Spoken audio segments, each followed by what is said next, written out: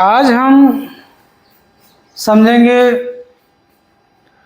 एक विशेष प्रकार की विषय वस्तु जिसको आप भली भांति जानते हैं। सब लोग जानते हैं। सब लोग इसलिए जानते हैं कि जितनी भी वस्तुएं हैं, अगर बहुत सारी वस्तुएं हैं तो उनको व्यवस्थित करना, उनको पहचानना, उनका नामकरण। बहुत सारी वस्तुओं या प्राणियों, स्थान और भाव, अपने विचार को कैसे हम जानेंगे कि उसका भाव क्या है, वस्तु विशेष का नाम क्या है, तो इन सभी का सामूहिक नाम क्या होगा। हिंदी व्याकरण में आपको एक शब्द है संज्ञा, नाउन। अंग्रेजी में हम संज्ञा को नाउन, NOUN, नाउन कहते हैं। आखिर संज्ञा है क्या? सबने सुना है कि संज्ञा, लेकिन संज्ञा किसे कहते हैं? आज हम संज्ञा को देख रहे हैं। संज्ञा का मतलब होता है कि जो शब्द स्थान, भाव या प्राणी को प्रदर्शित करता है, बताता है, उसको हम संज्ञा कहते हैं।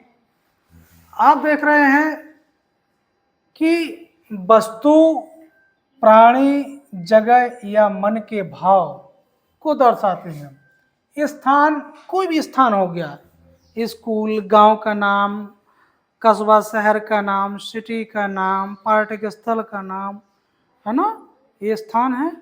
तो जो स्थान है, स्थान का कोई ना कोई जानने के लिए उसका नामकरण करेंगे, तो वो नाम ही उसका क्या है? संज्ञा। यानी हम कह सकते हैं कि स्थान के नाम को संज्ञा कहते हैं। अब ऐसा तो नहीं कि हमको कहीं बाहर जाना तो क्या नाम से किसी को बताएंगे, तो क्या बताएंगे कि कहाँ जा रहे हैं, तो उसका एक पर्टिकुलर, एक विशेष नाम होगा ना।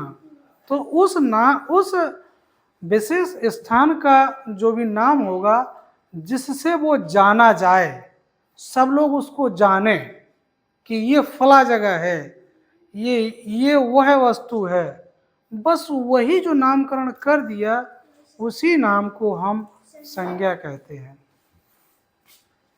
भाव, उदास, खुशी, गम, ये क्या है? एक तरह से भाव है। प्राणी, किसी का नाम। हम आप लोग बहुत सारे हैं, अगर नाम ना हो तो किसको कैसे बुलाएंगे, किसी को कैसे जानेंगे, है ना। हमको जानने के लिए, समझने के लिए किसकी आवश्यकता होगी? व्यक्तियों के, पक्षियों के, जंतुओं के नामकरण करना पड़ेगा, है ना। तो जो नाम होता है जंतुओं, जीवों, उस नाम को भी हम क्या कहेंगे? संज्ञा। क्या कहेंगे हम? संज्ञा। संज्ञा किसी प्राणी, जगह या वस्तु के नाम व मन के भाव को संज्ञा कहते हैं। क्या कहेंगे आप? संज्ञा। संज्ञा जैसे स्थान, अब मैदान आ गया, स्थान में क्या आ गया? मैदान, ठीक है। अब मैदान का भी नाम होता है, तो मैदान। विद्यालय, बगीचा, दिल्ली, अमेरिका, गोवा, ये स्थान के नाम हो गए, है ना। सभी स्थानों के कोई ना कोई विशेष नाम होते हैं ना, वो क्या होगा? संज्ञा। हमने बताया जैसे भाव, खुशी, दया, मिठास, खुशबू, भलाई, ये क्या हो गए? भाव। भाव को भी हम क्या कहेंगे? संज्ञा। प्राणी का नाम, माता पिता, आपका नाम, किसी का भी नाम, उसको क्या कहेंगे हम? संज्ञा। क्या कहेंगे हम? संज्ञा। ठीक है, संज्ञा कहेंगे। भाई बहन, माता पिता, चाचा चाची, ये सब क्या हो गए? संज्ञा, नाउन। ठीक है, सबको हम पुस्तक, वस्तु, कलम, बस्ता, ये क्या है? संज्ञा, नाम है ना इनका, तो इनको हम क्या कहेंगे? संज्ञा। संज्ञा जो होती है 5 प्रकार की होती है। कितने प्रकार की होती है? 5 प्रकार की संज्ञा होती है। संज्ञा के लिए देखिए आप, ये 5 प्रकार की संज्ञा। नंबर 1, जातिवाचक संज्ञा। कौन सी? जातिवाचक संज्ञा, व्यक्तिवाचक संज्ञा, भाववाचक संज्ञा, समूहवाचक संज्ञा, द्रव्यवाचक संज्ञा। संज्ञा के कितने भेद हो गए हैं? 5। जातिवाचक, व्यक्तिवाचक, भाववाचक, समूहवाचक और द्रव्यवाचक संज्ञा। इसको कहेंगे हम संज्ञा के प्रकार। ठीक है,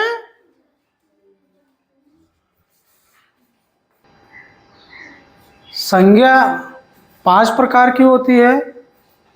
उसमें से पहली है जातिवाचक संज्ञा। जातिवाचक संज्ञा किसे कहेंगे? जातिवाचक संज्ञा का मतलब होता है, संज्ञा शब्द किसी जाति के एक ही प्रकार के प्राणियों, वस्तुओं या स्थानों का जो बोध कराते हैं, उसे जातिवाचक संज्ञा कहते हैं। जितने प्राणी हैं, वस्तु हैं, स्थान हैं, उनका बोध कराए, उनके बारे में बताए, उनका नामकरण करे, उसको क्या कहेंगे हम? जातिवाचक संज्ञा। जातिवाचक संज्ञा शब्दों से एक जाति के अंतर्गत आने वाले सभी व्यक्तियों, वस्तुओं या स्थानों का बोध होता है, ज्ञान होता है, उसको हम जातिवाचक संज्ञा कहते हैं। जैसे वस्तु, तो वस्तु में क्या हो गया? पुस्तक, खिलौने, कार, पेन, कुर्सी, मेज, जग, कुछ भी, ये क्या होगी? वस्तुवाचक। जो वस्तुओं का नामकरण है, वस्तुओं के बारे में बता रहा, वस्तुओं का बोध कराता है, वो क्या है? वस्तुवाचक। ठीक, आप देख रहे हैं कि शब्दों से एक जाति के अंतर्गत आने वाले, इनका नामकरण करें, ये शब्द हैं, वो व्यक्ति, वस्तु और स्थानों का जो बोध होता है, तो वस्तुओं का बोध हो गया, तो ये हो गया आपका वस्तुवाचक। स्थान, शहर, बगीचा, स्कूल, तहसील का नाम, ये सब क्या हो गए? स्थान, है ना, जो स्थान का बोध कराए, स्थान की जानकारी कराए, वो क्या हो गया आपका? जातिवाचक में आएगा। वो एक विशेष प्रकार के समूह के बारे में बता रहा, तो जातिवाचक हो गया। प्राणीवाचक, तो प्राणियों के बारे में, मनुष्य, पशु, लड़का, जानवर, ये सब क्या है? ये क्या है? प्राणीवाचक हो गया। प्राणियों के बारे में बता रहा, तो वो प्राणीवाचक हो गया। इसीलिए इनको हम जातिवाचक संज्ञा कहते हैं। इसके बाद देखिए आप, भाववाचक संज्ञा क्या होती है? भाववाचक संज्ञा। भाववाचक संज्ञा का मतलब होता है, जो शब्द या जो संज्ञा गुण, कर्म और अवस्था की जानकारी देता है या ज्ञान कराता है, बोध कराता है, उसको हम कहते हैं भाववाचक संज्ञा। जो शब्द, या हम कहें जो संज्ञा शब्द, क्योंकि संज्ञा के प्रकार हैं, तो जो संज्ञा शब्द किसी वस्तु विशेष के गुण, कर्म, दशा या अवस्था आदि की जानकारी देते हैं या बोध कराते हैं, उसको हम क्या कहते हैं? भाववाचक संज्ञा। जैसे सुंदरता, कहते हैं कि बहुत सुंदर है, सुंदरता।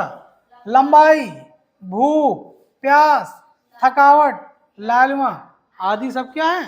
भाववाचक, है ना। अपन यही कहते हैं, अरे वो बहुत सुंदर है, अरे बहुत लंबा है, अरे बहुत मोटा है, अरे बहुत पतला है, तो क्या हो रहा है? ये भाव आ रहा है ना, तो उसको हम क्या कहेंगे? भाववाचक संज्ञा। जैसे हम दोनों की दोस्ती पक्की है ना। दोस्ती क्या है, पक्की है। तो ये क्या आ गया, भाव आ गया। तो भाववाचक संज्ञा, दोस्ती शब्द से दोस्त का भाव हो रहा है कि दोस्त है हम, है ना। तो वो कहलाएगा हमारा, क्या कहलाएगा, भाववाचक संज्ञा। यानी ये संज्ञा के भेद पढ़ रहे हैं आप। दूसरी प्रकार की संज्ञा थी भाववाचक संज्ञा।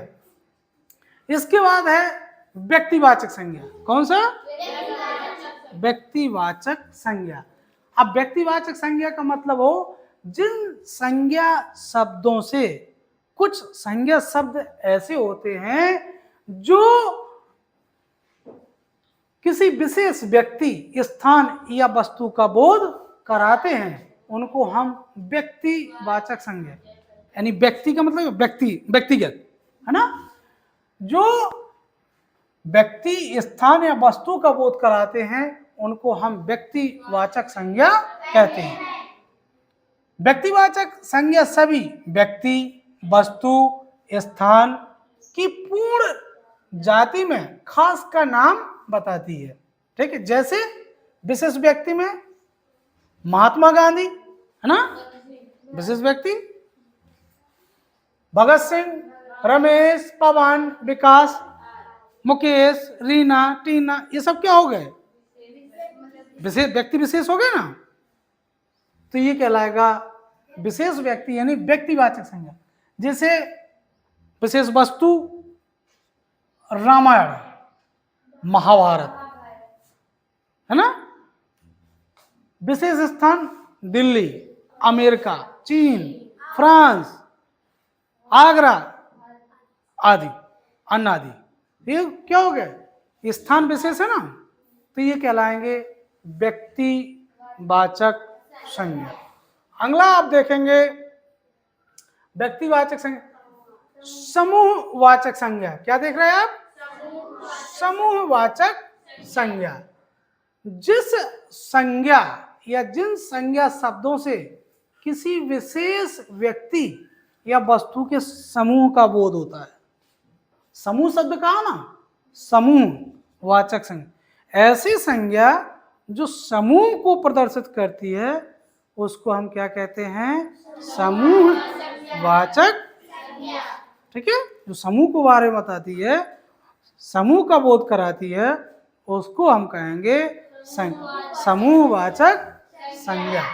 जैसे गुच्छा। अब गुच्छा का मतलब कई चीजें मिलकर गुच्छा बनाएंगी ना, समान हो या असमान, लेकिन मिलेगी तभी तो गुच्छा बनेगा। कक्षा। अब कक्षा का मतलब क्या है, क्लास। क्लास में तो बहुत सारे बच्चे हैं ना, है ना, समूह हो गया ये कक्षा। काफिला।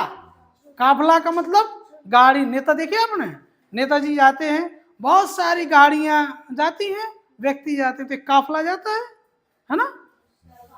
सभा, कोई मीटिंग हो रही है, सांस्कृतिक कार्यक्रम हो रहा है ना, सभा हो रही है, वो क्या हो गए, समूहवाचक। क्या हो गई, समूहवाचक। पुलिस। पुलिस क्या है, पुलिस शब्द क्या, अब एक व्यक्ति के तो है नहीं है। पुलिस का मतलब बहुत सुरक्षाकर्मी, है ना, बहुत सारे। झुंड। झुंड आप जानती है, झुंड किसी एक व्यक्ति का तो होना नहीं, बहुत सारे होंगे, उसको झुंड। जनता। जनता में तो सभी लोग आ गए ना, एक व्यक्ति तो है नहीं है, जनता। समिति, है ना, समिति में क्या होगा, बहुत सारे लोग होते हैं। कोई काम कराना है तो 4-6 लोग मिलके इकट्ठा हो जाते हैं और सभी लोग उसके बारे में विचार विमर्श करते हैं। सबका अलग अलग पद होता है, अलग अलग कार्य होता है, तो वो समिति होती है। तो वो समूह हो गया ना, तो उसको समूहवाचक संज्ञा कहेंगे। सेना। सेना में तो सेना नायक होते हैं, है ना, अलग अलग कमांडर होते हैं, सब होते हैं हर रैंक के, तो वो क्या होगी, एक समूह हो गया। तो सेना भी क्या है, हमारा एक समूहवाचक संज्ञा है। उदाहरण जैसे इस कक्षा में बहुत कम छात्र हैं, तो क्या होगी, कक्षा आ गई, इस कक्षा में बहुत कम छात्र हैं, है ना। बहुत कम का मतलब संख्या आ गई ना, बहुत सारी संख्या आ गई, तो ये है। कक्षा शब्द से समूह का बोध होता है, इसीलिए समूहवाचक संज्ञा कहलाएगी आपकी। ठीक है, बात समझ में आ रही है आपको। इसके बाद आता है आपका द्रव्यवाचक, क्या आता है? द्रव्यवाचक संज्ञा। द्रव्यवाचक संज्ञा का मतलब होता है जो शब्द किसी ठोस, ठोस तो जाने हैं आप, जो दबाने पे ना दबे, है ना, उसको ठोस, ठोस, तरल यानी पानी, है ना, पदार्थ, धातु, अधातु, द्रव्य का बोध कराते हैं, उनको कहते हैं द्रव्यवाचक संज्ञा। ठीक है। द्रव्यवाचक संज्ञाएं ढेर के रूप में नापी या तौली जाती हैं। जैसे पीतल, अब पीतल को क्या करेंगे, इसको समूह में तौला जाएगा ना, घी, चांदी, सोना, चावल, ऊन, लोहा, पारा, है ना, पारा धातु है ना, तो ये सभी क्या है आपकी द्रव्यवाचक संज्ञा, है ना। जैसे पानी पी लो, तो द्रव्य हो गया, पानी पी लो, पानी शब्द से द्रव्य का बोध हो रहा है, इसीलिए इसको हम क्या कहेंगे, द्रव्यवाचक संज्ञा। क्या कहेंगे, द्रव्यवाचक संज्ञा। ठीक है। संज्ञा आपको पता ही थी कि किसी प्राणी, जगह, वस्तु के नाम को हम संज्ञा कहते हैं। जैसे मनुष्य, मिठास, पुस्तक, दिल्ली, खुशबू, भीड़, ये सब क्या हो गए, समूहवाचक, ये क्या हो गया, संज्ञा का नाम हो गया। ठीक है, संज्ञा। इस तरह से संज्ञा और संज्ञा के प्रकार के बारे में आपको जानकारी होगी। अगले वीडियो में, अगले टर्न पर, अगली क्लास में हम लोग जानेंगे सर्वनाम के बारे में। सर्वनाम क्या होगी और सर्वनाम के भेद।